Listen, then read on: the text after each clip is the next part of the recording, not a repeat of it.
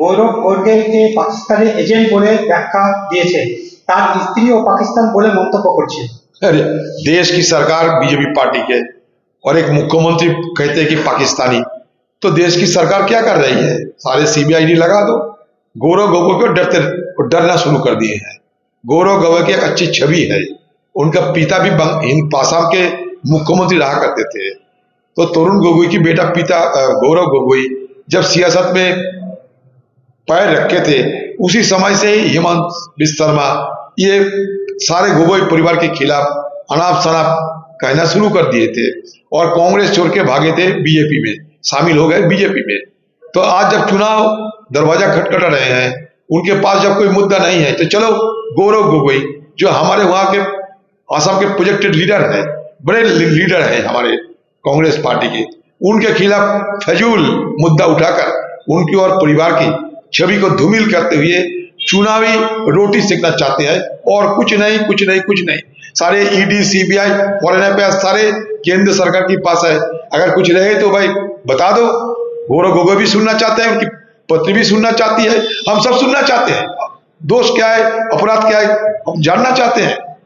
फजूल मुद्दा, मनगढ़ंत कोई बात अगर उठा दे, ये हिंदुस्तान के लोग इसको सही नहीं मानेंगे।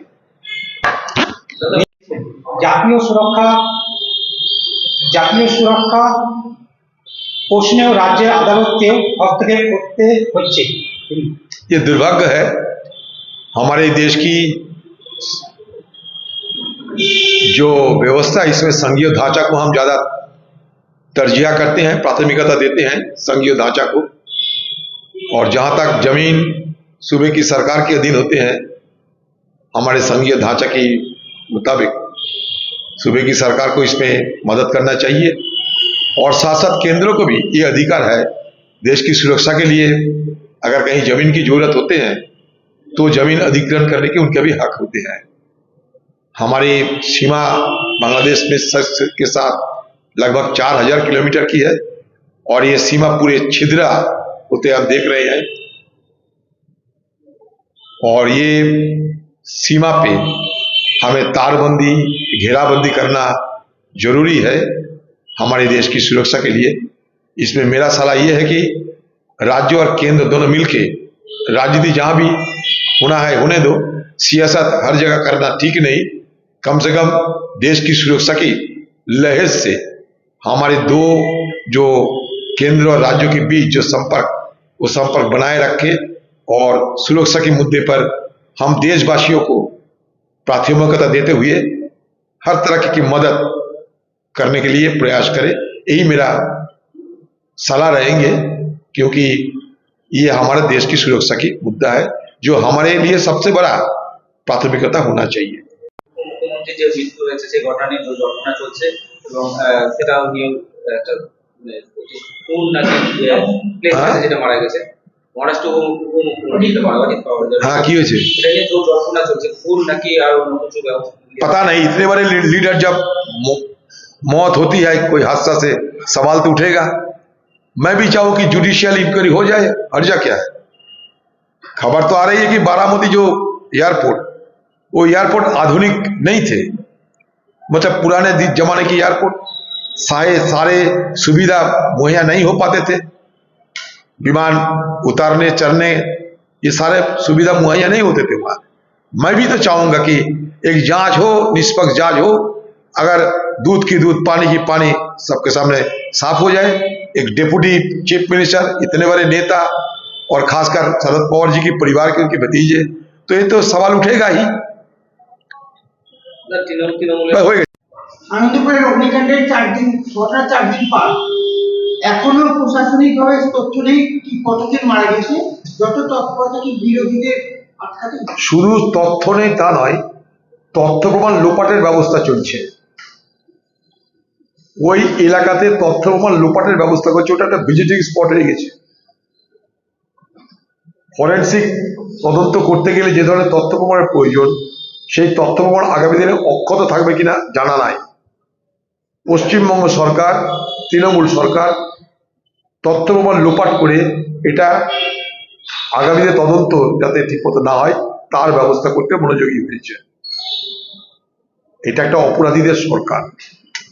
অপরাধীদের নিয়ে কিন্তু কোনো আলোচনা হচ্ছে না, কাদের অপরাধের কারণে এই ঘটনা ঘটলো, সে অপরাধী কারা তা নিয়ে কিন্তু রাজ্য সরকারের মাথা ব্যথা নাই।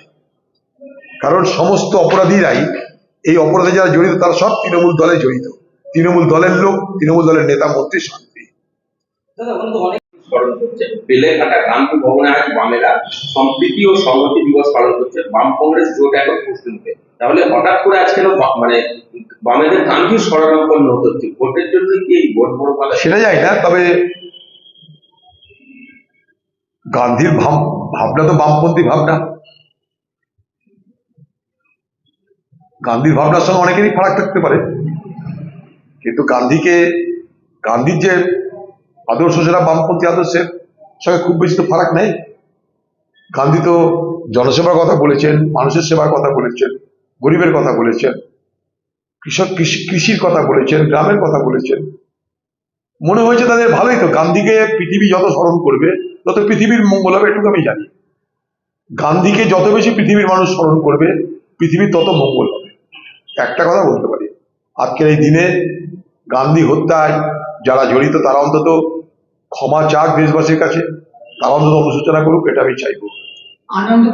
আজ কলকাতায় অনুষ্ঠান, রাতে হিমটাউনের হোটেলে বৈঠক, শনিবার ব্যারাকপুর ও শিলিগুড়িতে সভা, প্রধানমন্ত্রী থেকে শুরু করে ভারতীয় সভাপতি এমনকি স্বরাষ্ট্রমন্ত্রীর সভা হচ্ছে।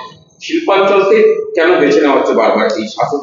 একটা রাজনৈতিক দল তাদের নিজস্ব কতগুলো কর্মসূচি থাকে, তাদের নিজস্ব কতগুলো কৌশল থাকে। পশ্চিমবঙ্গে আগে যখন নির্বাচন হয়েছে তখনও নরেন্দ্র মোদী এসছে, অমিত শাহ এসে, তাবর তাবর নেতারা এসছে, এখনো আসবে, আগামী দিনে বেশি আসবে। তারা ভোট করবে, তাদের দখল করতে চাইছে, ফলে তারা তো ঘরে বসে থাকবে না, তারা দৌড়াদৌড়ি করবে, বাংলা মানুষ সিদ্ধান্ত নেবে। আমরা চাই বাংলা মানুষের কাছে ধর্মনিরপেক্ষ শক্তি হিসাবে বাংলার মানুষ আগামী দিনে ভাবুক। আবার বলি, কংগ্রেসকে প্রয়োজন সমাজের স্বার্থে, রাজ্যের স্বার্থে, देशेर স্বার্থে। अन्ना के पास हमारी ये अपेक्षा रहेगी, उम्मीद यही रहेगी कि कम से कम निष्पक्ष रहे और निष्पक्ष तरीके से देशवासियों के सामने टाइम्स नाउ सारे अपना राय रखे, क्योंकि टाइम्स नाउ 20 साल जब हो चुके हैं, मतलब बहुत दिन पुराने हैं, लेकिन टाइम्स नाउ की निष्पक्षता के बारे में सवाल है देश में। इसलिए मैं चाहूंगा कि टाइम्स नाउ एक निष्पक्ष तरीके से हिंदुस्तान के आम लोगों और आंतरजातिक स्तर पे भी अपना राय पेश करे, खबर उसी ढंग से पेश करे। टाइम्स नाउ की बड़े तरक्की हम कामना करते हैं, लेकिन फिर दोबारा दोहराना चाहते हैं, निष्पक्ष होना जरूरी है। এখানে নেই তো কিছু, পশ্চিমবঙ্গে কিছুই নেই, কোনো রেজিস্টার নেই, কোনো আইন নেই। আর থাকলে কি হবে, সেগুলো জ্বলে পুড়ে খাক হয়ে গেছে। ওখানকার লেবার দপ্তর বলে কিছু আছে, পয়সা ফেঁকো, তামাশা দেখো, সব হবে এখানটায়। পশ্চিমবঙ্গের সম আইন বলে কিছু নেই তো। দিদির আইনটা এখানে সম আইন, যুব আইন, মহিলা আইন, সব দিদির আইন, দিদি যা বলবে সেটাই আইন। আপনি জিজ্ঞেসও করতে পারবেন না, কারণ বিধানসভা বলে না, বিধানসভা বন্ধ। দিদি জানে আর দিদি বোঝে। শুনানি শেষ অসঙ্গতি নিয়ে আজ কেন নির্বাচন কমিশনের ফুল বেঞ্চকে বৈঠকে বসতে হচ্ছে? প্রশাসন ও সরকারি কর্মীদের একাংশের অসহযোগিতায় বারবার কর্মীদের এসআইআর প্রক্রিয়ার কাজ, তা থেকেই কি সমাধান সূত্র বের করতে? তা বলতে পারবো নির্বাচন কমিশন কি করছে। নির্বাচন কমিশনের অকর্মণ্যতার জন্য সারা দেশ জুড়ে এক অশান্তির বাতাবরণ তৈরি হয়েছে। মানুষের ভোটার লিস্টের নাম তুলতে জিনা হারাম হয়ে যাচ্ছে, প্রচন্ড অসুবিধা হচ্ছে এই নির্বাচন কমিশনের এই অকর্মণ্যতার জন্য। ভারতবর্ষের নির্বাচন কমিশন সকলের কাছে আজ নিন্দার একটা কমিশনে রূপান্তরিত হয়েছে। নির্বাচন কমিশন নয়, নিন্দার কমিশন। কালকে হয়ে গেছে পচা খবর, ডেকে পাঠালে পাঠাবে, কি করা যাবে? সে নির্বাচন কমিশন জানে, রাজ্য জানে। নির্বাচন কমিশন কি করে ভোট করে, নির্বাচন কমিশনের এখতিয়ার সেটা। আমরা চাই মানুষ ভোট দিতে পারবে, ব্যাস। ভোটের বাংলায়